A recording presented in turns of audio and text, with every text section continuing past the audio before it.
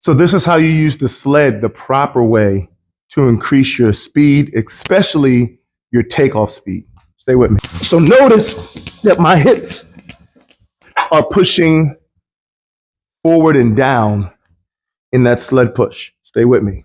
If you notice, as I'm moving this sled backwards, my hips are in a certain position. There's a difference between the push and the pull phase of your hips when you're running or performing any exercise. Too often, I see people saying that they're trying to get their legs stronger, they're trying to get their start stronger, but they're pushing the sled like this. This is wrong. Why is it wrong?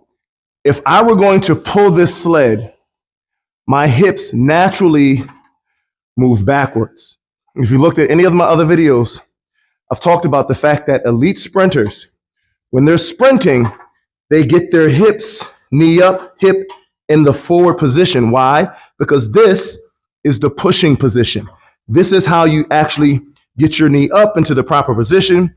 You can try this at home right where you're at. Put your hips back, lift your knee as high as you can. You notice that there's only a certain range until you drive your hip forward. All of a sudden, the knee has so much more height because the hip is in the proper position. So when you're doing your sled push, you want to get in a low position on the sled.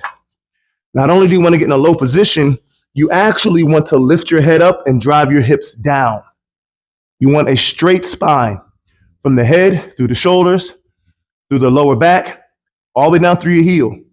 You lift your knee up and you drive. Glute down, hips forward.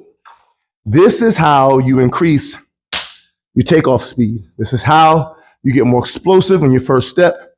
If you want to use the sled to get faster, this is the way to do it.